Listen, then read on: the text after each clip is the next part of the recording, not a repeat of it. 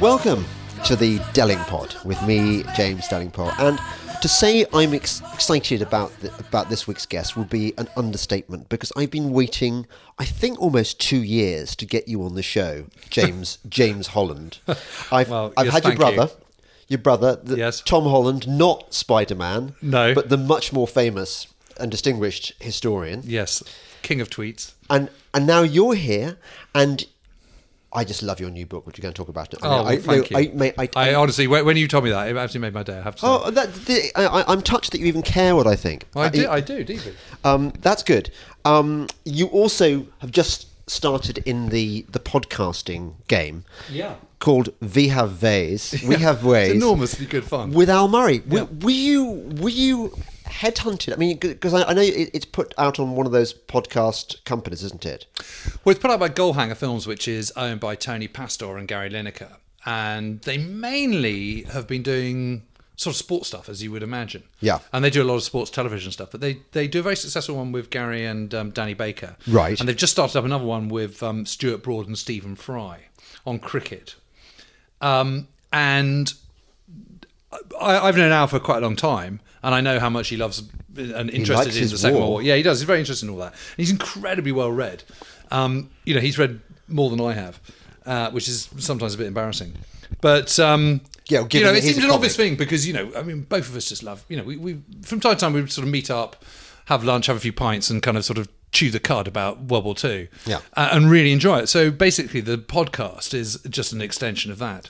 And we're quite good. We don't drink lots of pints of lager, but you get to do cool stuff like go to the Tank Museum. Yeah, we do that. And actually, what we've realised, we're doing sort of a bit more of that kind of stuff. So kind of, we've got all sorts of things on the list, including, sort of interest you, the 30-corps trip to which they're reenacting in September. They've got 300 vehicles. I mean, what's fantastic! What, advancing on the top of a dike? Yeah, all that kind of stuff. Yeah, so we're going to taken out by Panzerfausts. All that. Yeah. So we're going to sort of skip between Morris commercials and Sherman Fireflies and Cromwells and things. Can I just point out that you're doing the very thing I told you not to do, which is that you're moving your head from side to side, and it's only because I know people are going to complain. Okay, right. I've stopped doing it. Do you find this? With just technical question here, when you do your podcast, I mean, do you have a team to help you with the sound? Yes. Or do you? Are you bastard? Yeah, we do. I'm afraid. So we have Spike and John who come. You see, I could do with a Spike and John. It would certainly. And Tony, actually, he owns Goalhanger. Because I've got a secret team. I've got somebody who irons out all the sound problems, right? And he's very good. He's called Jason, and I've got a man who lives called Richard, who lives in the backwoods of Canada, right? And he just puts up all the stuff. How amazing! Like pro bono. And so what happens? You sort of he gets paid a little bit every month. So. No, because it's not a revenue generating thing at the moment. And actually, because I haven't got Gary Lineker backing me and promoting me. I used to have Breitbart, right. and then they dropped the podcast because they said that. No one. You weren't being political. No one listens to podcasts. They said. What? No, I know. Everyone listens to podcasts. It's a saturated market. You can't monetize it. No one cares. We're dropping all our podcasts, and unfortunately, I didn't get the feed, the old feed. So I lost about 100,000 listeners, which I'm trying to claw back now. Yeah. But even today on Twitter, somebody said to me, just rediscovered your podcast. I didn't realise that you were still doing it, and that. Hello. I mean, if I'd loved the Delingpole podcast as much as everyone does, I mean, because it is kind of good, I think I would dedicate my life to tracking down the replacement, rather than. You would have thought so. Yeah. Well, you'd have thought so. Anyway, look, I loved your last book, which unfortunately we haven't got space to talk about, but it was about, just very briefly because it was so good. It was about an ill-covered story of World War II, wasn't it? The Battle of the Admin Box is not much known about. No, it's not at all. And I kind of thought this is going to be the death of my career writing about this, because you do sort of. You have to sort of remember that however much fun it is also, you're trying to put bread on the table, etc. So you've got to kind of, you've got to do the big hitters. And Burma is not a well-trod subject, full stop. And if you are going to go to Burma, you sort of really want to be heading straight towards Kohima and Imphal, or the kind of sort of last 1945. But admin box is completely forgotten about. But I'd read about the admin box, and I thought, what an amazing story. It's kind of sort of Rorke's Drift, but kind of sort of morally just a little bit more kind of less dubious. Well, do you not think that the best stories, the stories that show the British Army at its very best in World War II, are the ones from that theatre, the Forgotten Army? Slim being the fantastic general working with very limited resources. I mean, yeah, I think there is a big argument for that. I mean, Burma is just such an incomparable place to get your, just trying to sort of get your head around the logistics of it. And as I'm sure you're aware, I'm quite interested on that operational side of things, that logistics of war, and how you actually sort of make it happen. Because there's so much, in the narrative of the Second World War, there's so much assumed knowledge. They have tigers, they had really good machine guns, or whatever it might be. And they were in the jungle. Yeah. No one ever sort of thinks, well, actually, if you've got lots of sort of Maharatis and Punjabis and Gurkhas and Scousers and Yorkshiremen, how do you feed them all? And how do you get that to the jungle? I mean, so I think all that's really, really interesting. Yeah. And what is just so stunning about 14th Army's victory is how they overcome that. And it's absolutely extraordinary. I mean, 30 different ration scales a day is just insane. To build a road to get the supplies forward in the Arakan, just in the Arakan, which is comparatively a sideshow compared to what's going to come. They build an entire new road made of bricks, and they create ovens, brick furnaces, all the way down from kind of what was then Bengal, now Bangladesh, down to the Mayu range in what is now Rakhine State. I mean, it is just... It just makes you wonder how on earth they ever managed it. But also, isn't it what makes it so exciting? We're going to come. I'm going to let you indulge you on the logistics in a moment when we talk about D-Day. But isn't it also the reason that the Burma campaign is so exciting? Is it's probably the closest that our fighting men came to having the experience that the Germans and the Russians had at Stalingrad. It's that mano a mano, just really down and dirty fighting. The kind of thing that when you're a schoolboy and you don't know much about war, you think that's what war is all about. It's about bayonet charges. It's about last stands. But that I think was probably the rawest experience that any British soldiers had. Yeah, and I think what's interesting about the admin box, I mean, for those who don't know, the 7th Indian Division sort of basically got surrounded by the Japanese and just had to stand firm. They had to hold out. That's what they had to do. Yeah. Because the Japanese operated very lightly, and they kind of fed off what they won. So if you deny them if you deny them food and ammunition, then obviously they're going to run out. And there's one place you do not want to be running out of either, is in the jungle of the Arakan, now Rakhine State. And they, the British and the Indians and Gurkhas managed to hold their nerve. And there's an amazing description of a guy in a tank, in a British tank, and he's on sort of night watch with the leaguer of his squadron. And, there's these mists that come down every night. And he's just nodding off. He's not supposed to nod off, of course, because he's on sentry duty, but he is nodding off. Yeah. And suddenly he hears this little squeak. And he goes, oh, immediately kind of sort of woken up in a flash. And the squeak, his brain manages to compute it in its groggy state very quickly into, I know what that is. That's the lever of a Japanese soldier's webbing. No. Yes. And immediately he just goes, ding, he's wide awake. And someone else hears the same thing. And moments later, kind of, everyone's, the firing starts as tracer across the area, and they cut these Japanese down to shreds. But, these are people who are creeping up on you out of a strange jungle in the middle of the night through the mist with really sharp swords. It's just utterly terrible. It's like a zombie attack.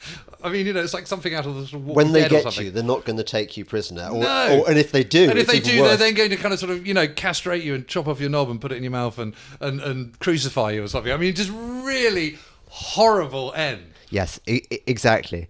There was that scene, wasn't there, at the beginning of Platoon, rather similar to that, where he's looking and Charlie's creeping in on the camp. God, I must see that film again. Yeah. It's been a while since I've watched it. I was talking to my son about it, saying, all Vietnam films, that's the one to watch. I hope how many kids have you got? I've got 2. I hope they're into war, like Dad. They're not, actually. No, Daisy, who's 11, she's quite up for kind of sort of going on a ride on a tank or something. Yeah. Ned, who has literally just finished his A-levels, he can sort of take it or leave it, to be perfectly honest. Funny. I mean, he did read history at A-levels. So oh, did he? That's something. Funny you say that, because when my kids were growing up, my son was not remotely interested in war at all. Right. Whereas the girl... recognise, in that evil way girls do, she sensed an opportunity to steal her way into Daddy's affections by amazing. becoming Daddy's war girl. Wow. So she came with me to endless trips to the Imperial War Fantastic. Museum, while Boy just kind of... And how old are they now? 20 and 18. Wow. And I've got another older one who I think was more loyal with me on war. I think the problem is, you and I, our generation, we grew up in the shadow of the war. We were taught by people who'd actually served. Absolutely. And it just doesn't mean the same now. Not least because in the interim we've had other proper shooting wars which have sort of taken over in the kind. If you're going to get excited about it, you get excited about Afghanistan or in Iraq, don't you? Yes, I suppose it's not quite in the sort of DNA as it once was, but I do think people. I mean, I sort of look back at myself when I was a teenager and sort of what a feckless, useless individual I was, and okay, I did history O level and A level and everything, but I knew absolutely nothing about Second World War really, apart from I'd long got over action men and airfix models and commando comics, so it just didn't have any resonance with me whatsoever. I mean, I think one thing about history, unlike many other academic subjects, it is the one that one can return to in adult life, post-education life, and actually get really into. And you can say, oh, if only I had a teacher like X in, when I was at school, I might have been interested. History was so boring at school, but I've just read this book or I've seen this program or watched Band of Brothers or whatever it might be. And that's what gets interesting. Of course, the thing about history is you're more interested in it as you get on in life because your own life is becoming history and because you're more conscious of your mortality. When you're 18, what do you care about anything? You just care about sort of, in my case, so cricket and parties and, going on holiday and surfing or whatever it might be. So I think your outlook is so narrow. Do you? I think that's the fundamental change between being sort of early 20s and the kind of sort of age we are now. Is I still look back at myself. I still feel fundamentally exactly the same person. A lot of my friends are friends from when I was at school or university. They're still friends. I still find the same things funny. But my outlook has just got broader because I've seen stuff, read stuff, know more stuff. Married, got kids, all that kind of stuff. Do you worry that your audience is going to be somewhat finite in that you're mainly talking to people of our age and older, and that the younger people? No, I don't think so. And I think that's one of the really interesting things is I think what I've really noticed is that through the television work I do, a lot of that's a much younger audience. And what you find is a lot of those people that are watching that in their 20s and 30s, by the time they get sort of 40s and 50s, they're reading books. Right. Yes. Well, let's hope so. And it's really, really interesting. I mean, whenever I sort of enter my bubble, which is kind of D-Day 75 commemorations or air shows at Duxford or something like that, suddenly I get accosted quite a lot, and it's very nice. That's good and stuff. But most of them are younger people, not older people. What is the most exciting thing you've ever got to do as a result of your military history career? It's an old cliche, but it is a Spitfire. I mean, it just was amazing. It was amazing. That's the two-seater Spitfire. Yeah, it's two-seater Spitfire, and that was great. But I had control for a bit, So Matt Jones, who was flying me, said, "Okay, James, you now have control." And I was like, "What? This is just insane." Actually, the most special, that was really special. But funny enough, the actual most special moment of the whole trip, and I was up there, I was doing a sort of film for them, a little sort of promo video for this place at Goodwood where at that time it was at Oxford, and they set up this school where the Boltby Flight Academy, where you could actually, if you've got some hours on your logbook, you can actually train to fly a Spitfire solo. It's the only place in the world you can do it. So I was doing a sort of promo for them when they were first starting up. So I actually, instead of kind of 20 minutes or 17 minutes or what you usually get, I actually had the best part of an hour, which was great. But it was a lovely day. It was one of those beautiful days where everything just all came together. Yeah. And there was lots of blue sky, but there was lots of fluffy white clouds as well. So it was just perfect. So you could sort of, dance the Surly Bonds or whatever it was. And what was lovely was taking off and seeing the shadow of the iconic wing on the ground, and of course as you take off it separates, and that was really good. But Matt very sweetly did a kind of, in those days you could still do this, he then did sort of beat up the airfield, as they used to call it. So you sort of fly in down and low, do a really fast pass over the airfield, climb up, and then do a victory roll, and you just think, I can't believe I'm doing this. I'll bet. So, okay. But I've done lots of really exciting things. So, I mean, I'm singling that out, but I've been really lucky. And, I don't want to sound mawkish, but actually all those, I mean, it's been a real privilege meeting all these veterans that I've met over the years. I mean, some of them, it is a bit like all walks of life. I mean, some you really, really like instantly and you become friends with and you keep in touch with and you see all the time. Others you sort of think, well, he was all right. And others you think, actually, he's a complete bastard, and I just don't like you at all. Yeah. But I've got to say the latter very, very rarely. But it's been really special, to interview sort of Maori and from New Zealand who fought in North Africa or Germans or, there was a set of identical twins from Alabama who'd fought in North Africa, Sicily, and landed on Omaha Beach on D-Day. I was reading about them only last night. Yeah, Tom and Dee Bowles, and they were amazing. And it was just you were conscious when you were meeting them that you were meeting something very special, and also relationship with people like Tom Neal and Jeff Wellham. I mean, they've been, I got to meet Roland Beaumont. I knew Winkle Brown. I mean, these are kind of legends, and they're the kind of, the word hero is sort of bandied about too readily these days. But I'm still starstruck by sort of meeting kind of rock stars, or if I ever met them. But famous people, because I'm shallow and cheap. But those are the people that really count. I mean, that's I'd much rather meet one of them than. So you've sort of semi-answered my question. The question I was going to ask next, which is, if you'd been in World War II, what would you have liked to have done? Well, I'd like to think I would have been a fighter pilot and joined 609 Squadron and flown Spitfires and then rocket firing Typhoons. I think the sensible option where you could go through sort of having done your bit and really been at the sharp end, but chances are you'd get through okay, it's probably be a kind of junior officer on a destroyer. That would be good, wouldn't it? That's the risk hasn't gone out. There's plenty of destroyers that were sunk and lots of people drowned. By and large, though, you're all right. Because, U-boats tend to concentrate on merchant vessels. You don't want to be on a merchant ship. Yeah. Even though, actually, the number of merchant ships sunk was actually comparatively small as well. But was it now? Well, it was... So, Britain started the war with 10,000. They lost 2,452, I think, in the entire war. So you had sort of a 1 in 5 chance, roughly. Yeah, overall. But it depends on... Yes, I suppose you did. But what is really interesting, there was something like 378,000 individual Allied shippings during World War II, right, of which 7,000 were sunk. So that works out, I think, at 0.4%. Those are good odds, actually. Compared to what I suppose Bomber Command was the worst.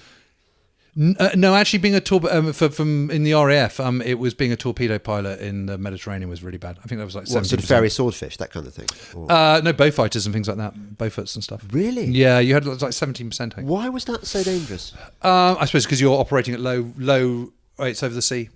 And no one even thinks of them now. I mean, if you no one thinks of Coastal Command. 1,000 people had to guess what would be the worst branch of the services to be in. Well, in the RAF, that is. Right. Oh, okay. I mean, if you're in a tank, you had no chance of getting through unscathed. Statistically, no. Is that right? Yeah. Okay. Well, let me give you an example. In Normandy, for example, the Sherwood Rangers Yeomanry. Yes. In a tank regiment, you would have 800 men. Roughly, of which 200 would be in tanks. The rest would be kind of B echelon, so that's the sport troops. Of those, 36 would be officers. Just in the Normandy campaign alone, they lost 44 officers.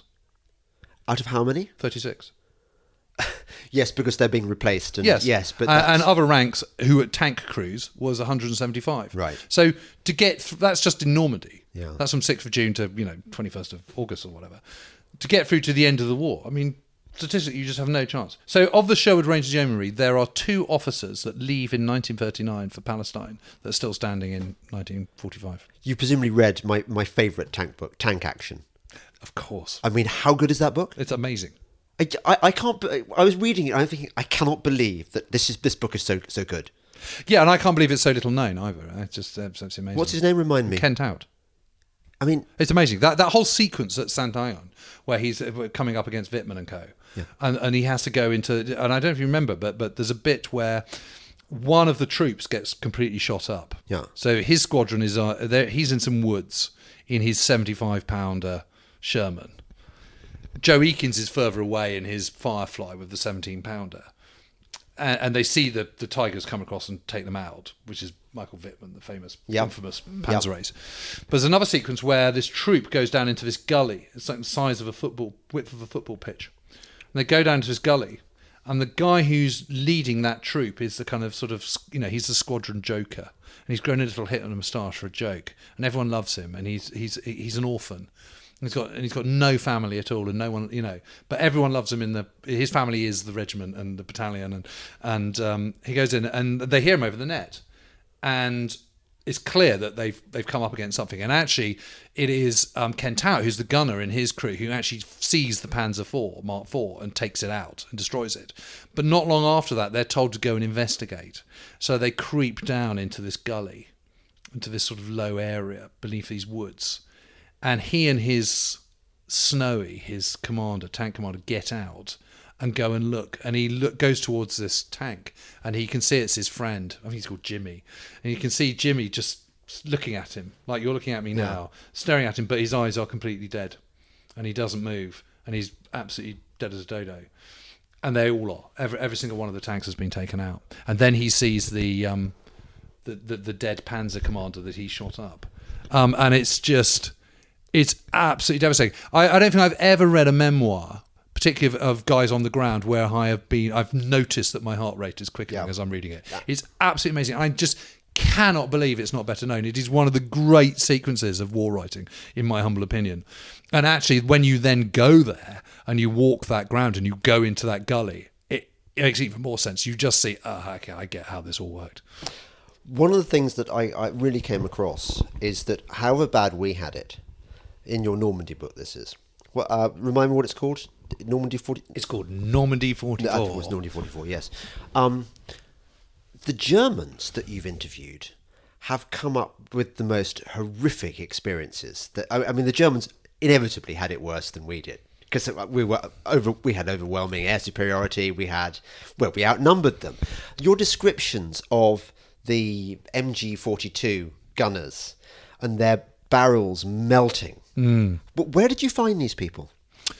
Well, some of them are interviewed, and some of them are sort of long forgotten memoirs. Some of them are, published memoirs. Others you can find at. So some of them came from the German military archives at Freiburg in the Schwarzwald. Do you speak German? I don't. I can read bits of it. Right. I can read enough to know. This is important.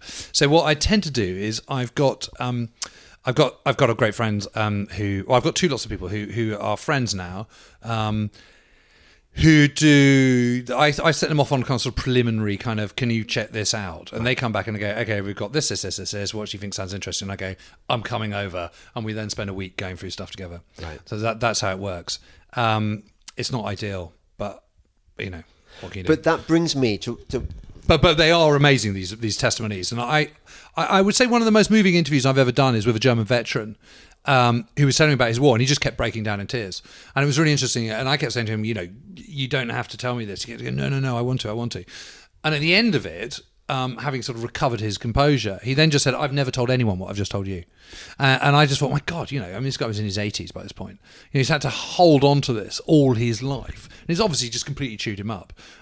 And our boys are kind of sort of venerated, quite rightly, and sort of patted on the back, and they just sort of march down Whitehall with their flags and their berets, and we wear poppies, and we kind of think they're all heroes in the golden generation, which of course they are. But is there any difference to a kind of 18-year-old recruit in Germany who is conscripted, who has no choice in what he's doing, who is fighting for his family, his friends, his village, and someone from, I don't know, Lincolnshire, who's kind of called up in exactly the same circumstances? Of course, the answer is absolutely no. I mean, there is a difference between a kind of sort of fanatical National Socialist in a kind of hardcore Adolf Hitler Leibstandarte kind of division, and someone who's just doing their bit. And I thought, how awful that you've got to sit there feeling guilty for kind of actually being incredibly brave and courageous and watching your mates get killed.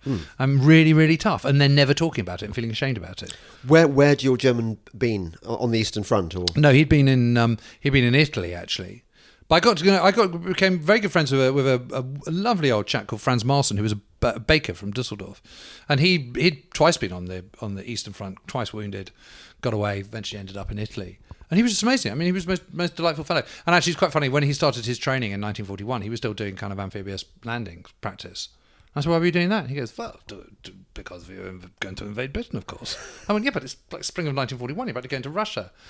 Anyway, he didn't have an answer to that. He said, but one thing I must say, this was really sweet, was he had lots of photos of him and his wife all over the place. His wife had sadly passed away, but he said, I was away from my wife so long in the war. He said, when I got back, I vowed I would never spend a night apart from her ever again, and I never did until she died, which is really sweet.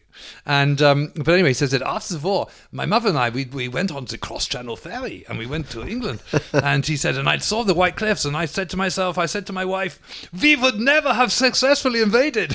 It's a fair point. They never would have done.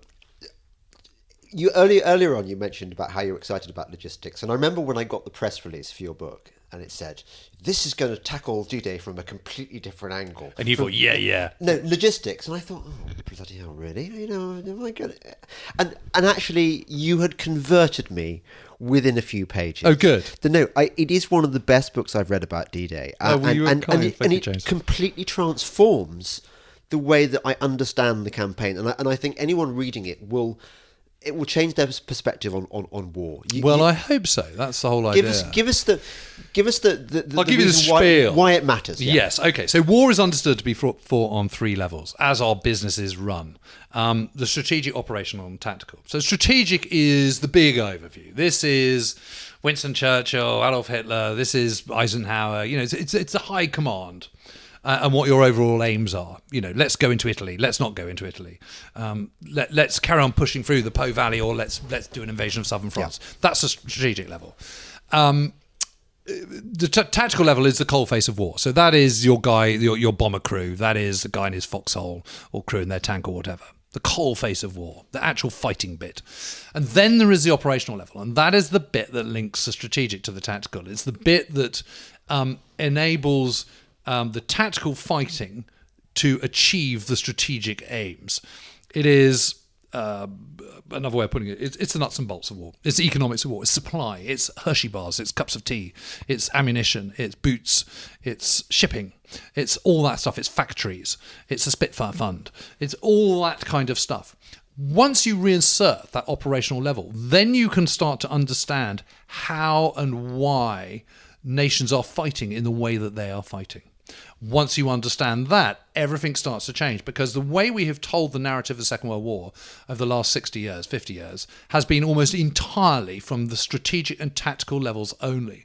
And there is this big missing bit in the middle, which is never included. And so everyone is judging tactical prowess with the same parameters, which is not the way to do it, because everyone is different. So the Western Allies have a completely different approach to war from the Germans. The Soviet Union has a completely different approach to the Germans or the Western Allies. It is just a totally different way. So you can't sort of say, the Germans are brilliant tactically and we're crap, because it's just not. It's not like that. Tell me the differences between those three you named. The Allies, well, the Russians and the... Well, so in the case of the Soviet Union and the Germans, they're very kind of boots on the ground heavy, which I think you can argue convincingly is an incredibly inefficient way of war, because basically the more men you use, the more casualties you're going to have. Whereas the Western Allies are using steel, not flesh, as far as they possibly can. They're incredibly modern nations. They're first world. They're superpowers. They have global reach, and they're using that global reach, that technology, modernity, science, to limit the number of men actually having to do the hard yards at the coalface of war. And that is an incredibly sensible way of going about things. And it means you're not going to have a massive slaughter of an entire generation like you did for the British a generation before, or like the Germans, the Americans have never experienced. And they're better people for that. And that is because fundamentally they're warfare states, or Americans become a warfare state, but they're not militaristic states. Right. And militarism is all tied up with nationalism and is martial in its entire outlook. Everything is about kind of military gains.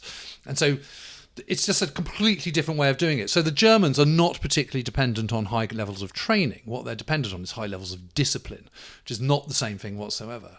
Whereas the Allies are having to depend on morale much more than anyone else. And they achieve that morale by having their men properly supplied and looked after, and having penicillin and Hershey bars and cups of tea. But the Germans could do some shit really well, couldn't they? I mean, for example, what was it called? Mission Command, where you get... Yeah, so this bit is actually, this is one of those things that's completely overstated. There's a thing called Ausschlag-Taktik, which in post-war we've become terribly obsessed with. And one of the reasons we were terribly obsessed with it is because in the Cold War, where all the generals and all the people at the top of the army now, they all know about this stuff, because when they were junior officers, the Cold War was still on. Yeah. And that's what they're fighting. And the only people to have fought the Russians were, of course, the Germans. Yeah. So after the war, there was this huge program of interrogating, senior commanders, next tier down commanders and getting the so how did you do it? What did you do? And of course what the Germans are doing is they kind of we never liked Hitler. Wasn't we were only obeying orders, but the reason why we're so brilliant is because. So they're putting this incredibly good gloss on their own military expertise. But one of the things they talk about is initiative and use and actually it's called Selbstanzugehörigkeit, right. Which is the ability is about. It's not the ability. It's about giving. A junior subaltern the tools of the job and then making their own decision. Right. And that has become interpreted as Austrotaktik. But you will never meet a German veteran who's ever heard of the phrase Austrotaktik. Really? It's just it's kind of much higher up the level, and it's tactical theory rather than doctrine. Right. Whereas this sort of giving people the tools to do the job and then a minimum amount of orders, giving them a junior officer the ability to use his own initiative, that's basically what we're talking about, is what we're talking about with Mission Command. Right. So the basic idea is, I want you to go and capture Vincent Square, just around the corner from here. Yeah. I'm going to give you this. How you do it, when you do it, is entirely up to you, but I want it done by nightfall. Whereas very prescriptive orders would go, right, I want you to do this, I want you to attack from the south end, come off Hyde Street and then go on to the kind of, Vauxhall Bridge Road, and then you attack from the kind of the west or whatever. That would be much more prescriptive. The problem with that is that only works for people who are motivated in the first place. Yes. So that works fine with paratroopers or commandos or SAS, but it doesn't work with ordinary troops, and it doesn't work in the German army with ordinary troops either. So you've got to. It is entirely connected to motivation. So a American airborne soldier, for example. I mean, Dick Winters at Breakwall Manor taking out his 4 guns. Yes, he is doing that. And the reason he's doing that is because he's volunteered to do it. He's keen to get better. He wants to do it. He's happy to use his initiative. And he is thinking on his feet. That is a classic example of Mission Command. It's like Winters, right, get 4 men together, go and take out those 4 guns. That is Mission Command. That is what everyone calls Austrotaktik. Yes. There is no difference between that and the Germans at all. Interesting. But if you were talking to, it was a very interesting guy called Lionel Wigram, who Lionel Wigram was a sort of pioneer of the battle schools. So battle schools were originally set up by General Alexander. And this was the idea that you've got a conscript army, give them simple orders, give them training with live ammunition, so they know what to expect, but don't expect too much because they're conscripts and they don't want to be there. And Lionel Wigram was very into this, and he got a job as seconded to frontline battalions during the Sicilian campaign to observe and kind of, hone the battle schools a bit better. And when he came back, he said, what's absolutely apparent is in a 36-man platoon, only 6 people will move forward. Everyone else just wants to be led. So you'll only have, it'll be your section commanders, maybe your platoon sergeant. Those are the guys, those are the backbone. And those are the people that basically do all the hard yards. Everyone else are just followers. And if you can get them to actually be useful, then good luck. And he did a speech about it. Monty heard about it, thought it was absolutely catastrophic for morale if this got out, sacked him, made him demoted, dropped him down a rank from half colonel to major, sent him over to Italy where he's promptly killed. His grandson, incidentally, is now a really successful film producer, works with Guy Ritchie. But really, really interesting. Do you think that's why? Because you and I have both interviewed a few veterans in our time. And one thing you often hear them say is that, no, I'm not a hero. The ones that are heroes are the ones that never made it. And I wonder whether it's partly that level of the people, those 6 in the platoon, tend to be the ones that get killed. And I suspect there's something of that in it. I think there's kind of survivor's guilt. Yeah. So it's very interesting. On last Thursday, on the D-Day anniversary, I was at Bayeux.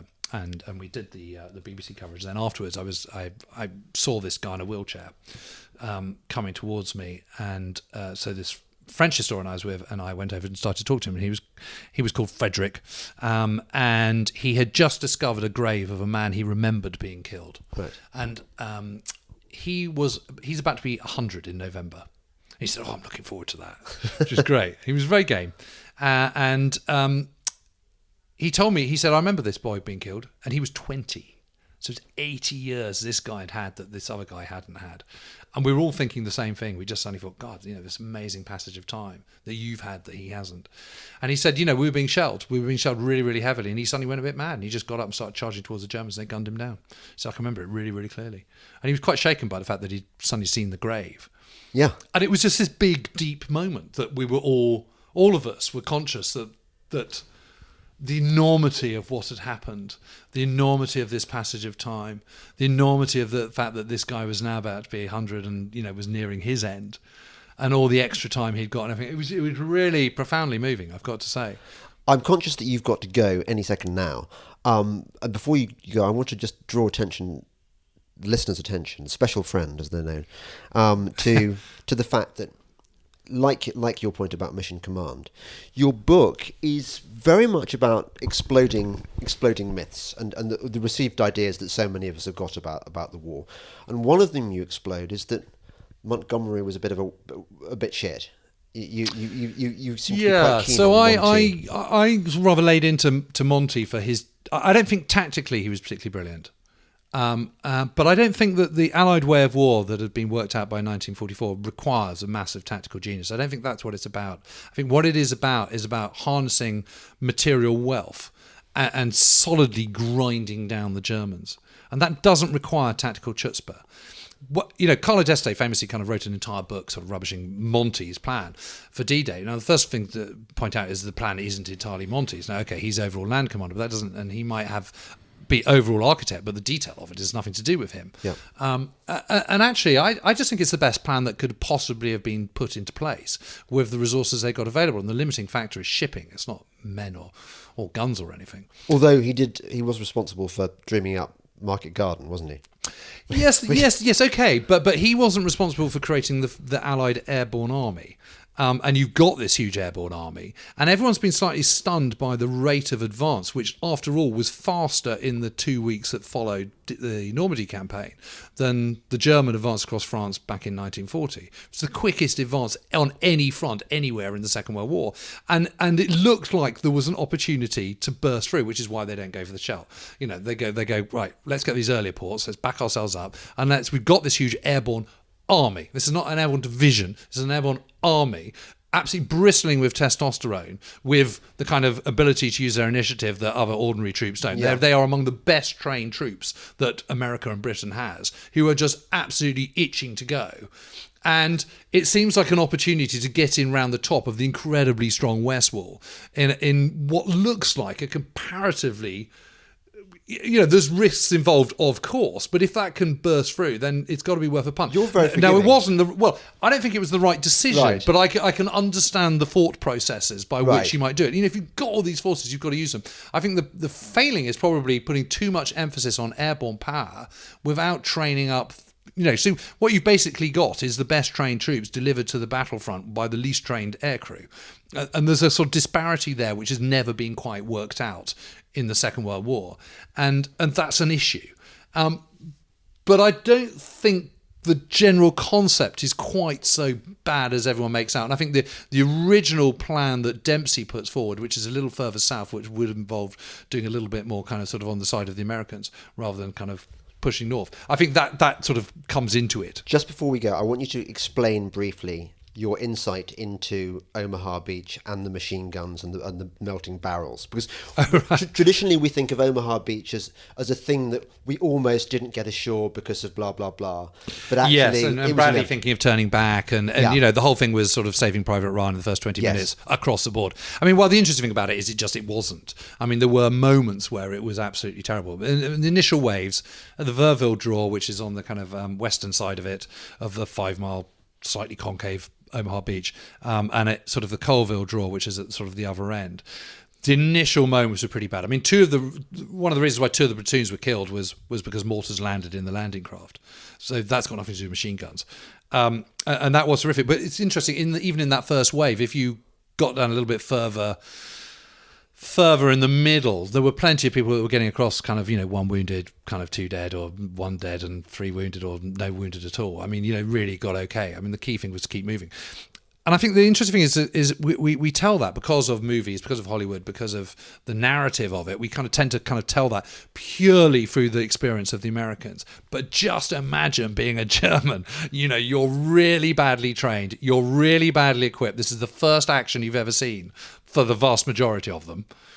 You don't want to be there. You're not motivated. You're not a fanatical Nazi. You just think you've got the kind of pulled the worst straw ever. You wake up in the miserly haze of that morning, and you look out and the sea is black with landing craft and warships, and first of all, hundreds of bombers come over and bomb you. Okay, not very accurately, but who cares? The whole ground shakes. The cacophony is absolutely enormous. Dust and smoke and bits of concrete are shaking all over the place. It's absolutely grim.